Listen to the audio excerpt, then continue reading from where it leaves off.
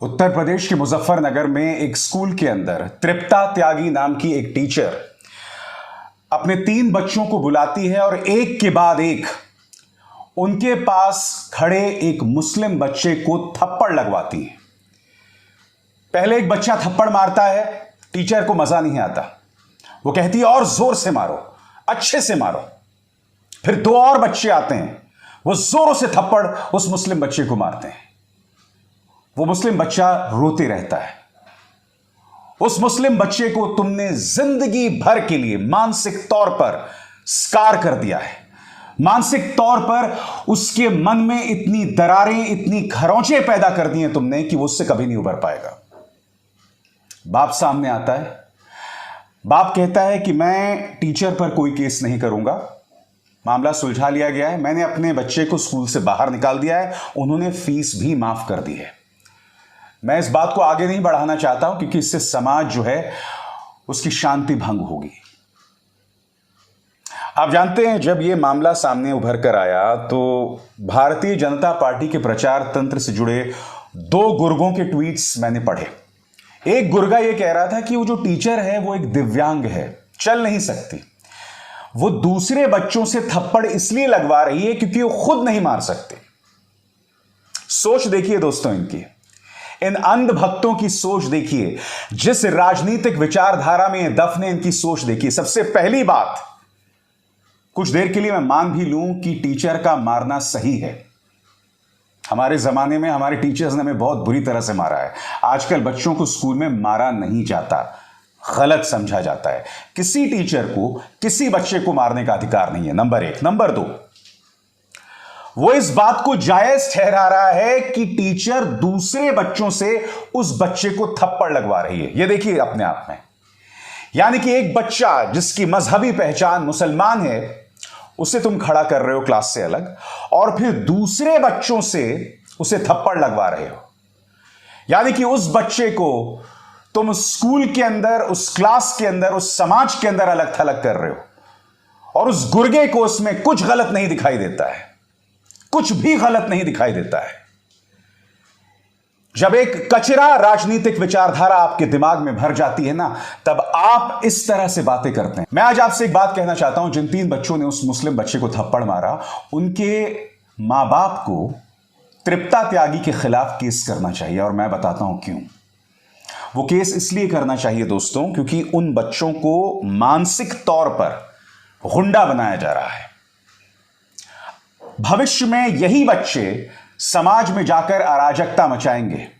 यह शिक्षा एक टीचर दे रही है, क्योंकि जब उस मुस्लिम बच्चे को थप्पड़ मारा जा रहा था तो एक व्यक्ति उस वीडियो को ले रहा था, क्योंकि वो जो वीडियो लीक हुआ है, जाहिर सी बात है एक व्यक्ति उस वीडियो को लीक कर रहा था। यानी कि एक क्लास के अंदर मानसिक तौर पर आप रोगी बनाने का एक पूरा प्लान बना रहे हैं।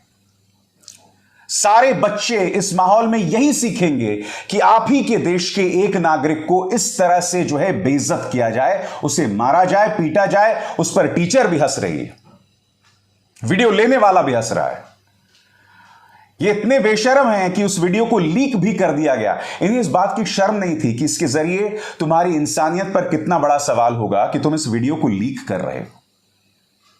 और आप जानते हैं, कल ट्विटर पर मैंने कुछ ट्वीट्स किए इस घटना को लेकर, तो मैंने देखा कि मोदी जी का एक परम भक्त आकर मेरे ही ट्वीट के नीचे कमेंट करता है कि ये सब इसलिए हो रहा है क्योंकि तुम्हारे जैसे पत्रकार जो हैं हिंदुओं पर दोष मढ़ते हैं। सबसे पहली बात, मैं ये जो 2 रुपल्ली ट्रोल्स हैं इन्हें चुनौती देता हूं, मेरा एक वीडियो बता दो जिसमें मैंने किसी भी घटना के लिए हिंदुओं पर दोष मढ़ाओ, हिंदुओं पर दोष मढ़ाओ। भारतीय जनता पार्टी पर मढ़ता रहता हूं क्योंकि सरकार है, मौजूदा बीजेपी जो है वो जहरीली राजनीति करती है, तो मैं इस मंच पर उनके खिलाफ आवाज उठाता रहूंगा, उनकी घटिया निचली राजनीति के खिलाफ आवाज उठाता रहूंगा। भारतीय जनता पार्टी का मतलब हिंदू नहीं है। और सबसे बड़ी बात, मैंने इसी मंच पर कई बार कहा है कि मेरी जद्दोजहद मुसलमानों को बचाने के लिए नहीं है। मैं आपके सामने एक पत्रकार के तौर पर रूबरू होता हूं, इस देश के नागरिक के तौर पर रूबरू होता हूं, और अगर दोनों धर्मों में अगर किसी को मैं बचाने का प्रयास कर रहा हूं तो सही मायने में इस देश की बहुमत वाली आबादी यानी कि हिंदुओं को बचाने की कोशिश कर रहा हूं। क्यों? क्योंकि मौजूदा भारतीय जनता पार्टी की जो राजनीति है, जो सोच है, वो आपको दंगाई बना रही है।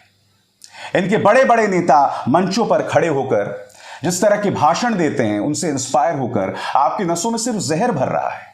अगर मेरी कोई जद्दोजहद है तो वो तो हिंदुओं की आत्मा बचाने की जद्दोजहद है कि आप और आपके बच्चे दंगाई न बन जाएं, आप और आपके बच्चे इस समाज के अंदर अराजक तत्व ना बन जाएं। अगर मेरी कोई जद्दोजहद है जो मैं लगातार करते रहता हूं, अपने ब्लड प्रेशर को हाई करके लगातार उन मुद्दों को आप तक लाते हुए, अगर मैं तमाम बातें कर रहा हूं तो हिंदू के हित में कर रहा हूं, ताकि आप दंगाई ना बन जाएं। आप जानते हैं सबसे शॉकिंग बात यह है कि यह मुद्दा सामने आता है और पुलिस का एक बहुत ही हल्का सा बयान सामने उभर कर आता है। यहीं पर अगर निशाने में कोई हिंदू लड़का होता तो अब तक उस टीचर के घर पर बुलडोजर चल गया होता, क्योंकि बुलडोजर इनकी राजनीति का प्रतीक है। हालांकि मेरा मानना है बुलडोजर किसी पर नहीं चलना चाहिए। अदालतें हैं, अदालतों को उनका काम करने दीजिए। पुलिस का निहायत ही हल्का बयान मैं चाहूंगा आप सुने कि किस तरह की बातें कर रही है पुलिस। सुनिए।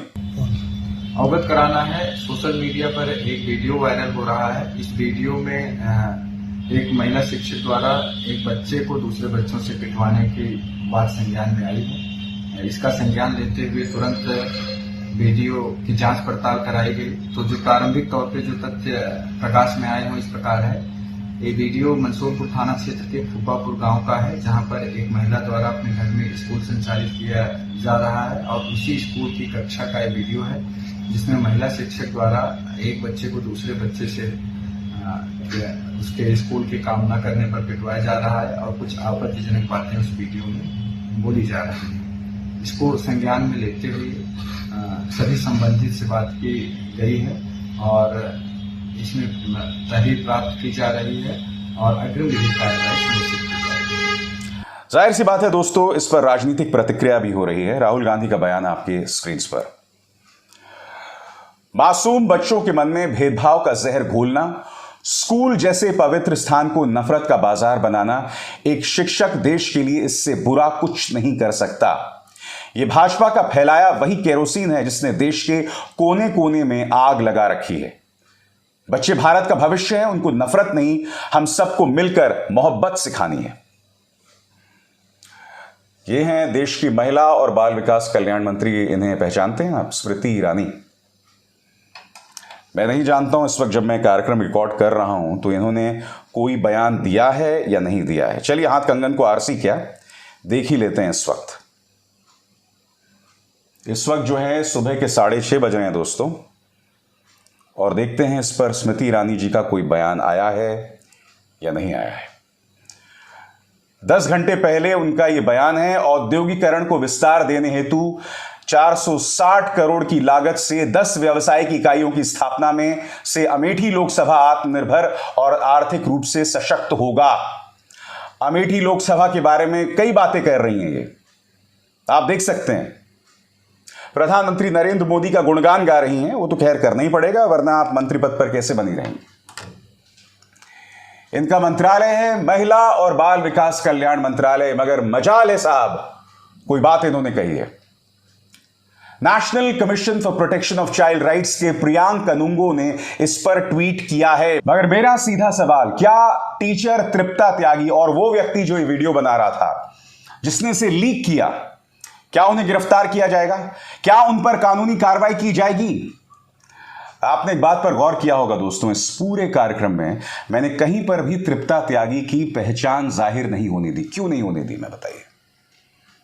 इसलिए नहीं होने दी क्योंकि मैं नहीं चाहता हूं कि तृप्ता त्यागी के खिलाफ कोई भीड़ खड़ी हो। मेरा मकसद वो बिल्कुल भी नहीं है, क्योंकि ये दोष सिर्फ तृप्ता त्यागी का नहीं है, दोष उन न्यूज चैनल्स का है जो 24 घंटे आपकी नसों में जहर भरते रहते हैं। ये दोष उस राजनीतिक सोच का है जो अपने वोट्स के लिए आपको दंगाई बना रही है, आपके बच्चों को दंगाई बना रही है। इसलिए मुद्दा कहीं ज्यादा गंभीर है। अगर मुंबई जयपुर ट्रेन में एक पैरामिलिट्री फोर्स का जवान इस तरह से 4 लोगों को गोली मार देता है और फिर गोली मारने के बाद कहता है कि वोट दो तो सिर्फ मोदी योगी को, तो इससे पता चलता है यह समाज बहुत बीमार हो गया है। इस समाज का इलाज जो है सिर्फ एक टीचर को गिरफ्तार करने से नहीं होगा या एक पैरामिलिट्री फोर्स के जवान पर दबिश डालने से नहीं होगा, उसे कानून के कटघरे में डालने से नहीं होगा। इसका व्यापक इलाज की जरूरत है। यह बहुत जरूरी है कि इन न्यूज चैनल्स में जो जहर परोसा जा रहा है उन न्यूज चैनल्स पर लगाम हो। यह बहुत जरूरी है कि भारतीय जनता पार्टी के नेता अपने राजनीतिक वक्तव्यों पर विचार करें कि आप आए दिन जो जहर उगलते रहते हैं उसका कोई निदान हो, उसका कोई समाधान हो। क्योंकि चंद वोट्स के लिए आप मेरे देश को दंगों की तरफ, आग की तरफ लगातार ढकेल रहे हैं। इस देश का संविधान जो है हम सबको गारंटी देता है कि हम सबके समान अधिकार हैं, हमें धार्मिक स्वतंत्रता की आजादी देता है, मगर आप इस समाज के कुछ नागरिकों पर इस तरह से अत्याचार कर रहे हैं कि आप लगातार संविधान की धज्जियां उड़ा रहे हैं। आखिर क्यों? मैं ये बात समझना चाहता हूं।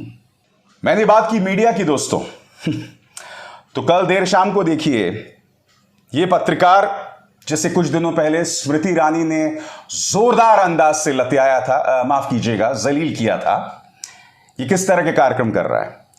भारत में मुसलमान सुरक्षित या असुरक्षित, विडंबना देखिए दोस्तों। मुंबई जयपुर एक्सप्रेस में एक व्यक्ति 3 मुसलमानों को मौत के घाट उतार देता है और मौत के घाट उतारने के बाद प्रधानमंत्री मोदी और योगी के लिए वोट की अपील कर डालता है।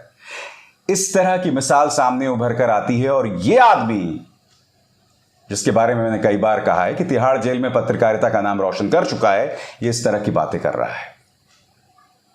हकीकत यह है कि इन्हीं पत्रकारों की वजह से जो आए दिन प्राइम टाइम में जहर उगलते रहते हैं, आज समाज का यह हाल हो गया है।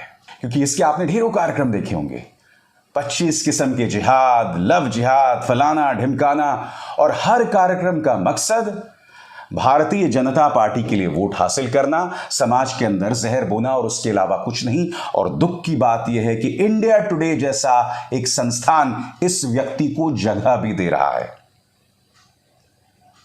कोई न्यूज चैनल आज उस मुस्लिम बच्चे की आवाज नहीं उठाने वाला है। आप जानते हैं सबसे शर्मनाक बात क्या है? जैसे ही वो वीडियो वायरल हुआ था, उसके बस कुछ देर बाद ट्विटर से धीरे धीरे वो वीडियोस हटाया जाने लगा। यानी कि कहीं ना कहीं ट्विटर को यह फरमान जारी कर दिया गया कि यह वीडियो वायरल नहीं होना चाहिए, क्योंकि जाहिर सी बात है कि इससे एक संदेश जाएगा कि मुख्यमंत्री आदित्यनाथ के उत्तर प्रदेश में और प्रधानमंत्री नरेंद्र मोदी के भारत में क्या हो रहा है। वीडियोस को आधिकारिक तौर पर डिलीट करवाया गया। मगर मैं एक सवाल पूछना चाहता हूं, क्या यह सरकार उस मुस्लिम बच्चे के मन से उस खौफनाक याद को भी डिलीट कर सकती है? उसको इरेज कर सकती है, उसे हटा सकती है? चुनौती आपके सामने यह है। आपको लगता है कि अंतर्राष्ट्रीय तौर पर मोदी जी की बदनामी होगी, इसलिए उस वीडियो को डिलीट करवा दिया जाए, हटा दिया जाए। मगर आपकी चुनौती प्रधानमंत्री नरेंद्र मोदी की इज्जत बचाने की या मुख्यमंत्री आदित्यनाथ की इज्जत बचाने की नहीं होनी चाहिए। आपकी चुनौती होनी चाहिए उस बच्चे को संबोधित करना, उसके परिवार में विश्वास पैदा करना, क्योंकि उसके मां बाप ने उस बच्चे को स्कूल से बाहर निकाल लिया है। कायदे से कार्रवाई उस टीचर और उस व्यक्ति पर होना चाहिए था जो हंस रहे थे जब उस बच्चे को थप्पड़ मारा जा रहा था। उन पर कार्रवाई होनी चाहिए थी। उन पर कार्रवाई होने के बजाय क्या हो रहा है? उन पर कार्रवाई होने के बजाय जो है उस वीडियो को डिलीट किया जा रहा है, मामले को रफा दफा किया जा रहा है। यहां पर इनका वो ऐतिहासिक बुलडोजर कहीं पर दिखाई नहीं देता है। शर्म आती है आपको? थोड़ी सी भी शर्म आती है आपको? और जाते जाते दोस्तों मैं एक अपील करना चाहूंगा उस बच्चे के मां बाप से ही नहीं बल्कि इस देश के मुसलमानों से भी। इस देश में पिछले कुछ दिनों से कई ऐसी घटनाएं हो रही हैं और इन घटनाओं के बाद आपके मन में असुरक्षा पैदा होना, डर पैदा होना, नाराजगी पैदा होना लाजमी है।